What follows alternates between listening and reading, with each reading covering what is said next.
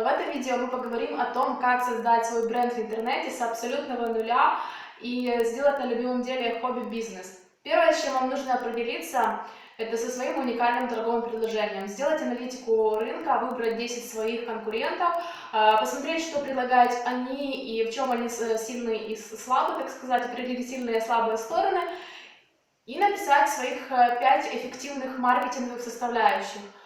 То, чем вы можете быть полезны людям, то, что у вас хорошо получается, делаете вы на профессиональном уровне, и то, насколько это может быть эффективно, полезно окружающим.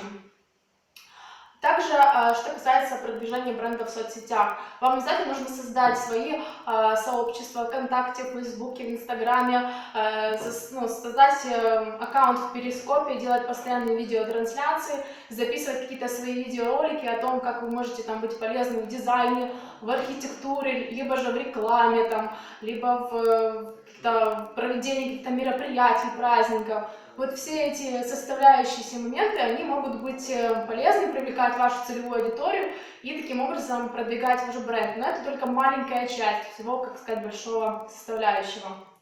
Также вам нужно будет классно и профессионально оформить свои аккаунты в соцсетях.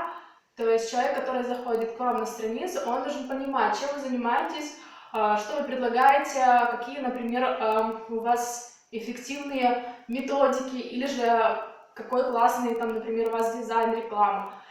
И, в принципе, уже исходя из аналитики, из того, что вы предлагаете, вы можете отталкиваться в дальнейшем продвижении, а также рекламу, о чем мы поговорим в следующем видео.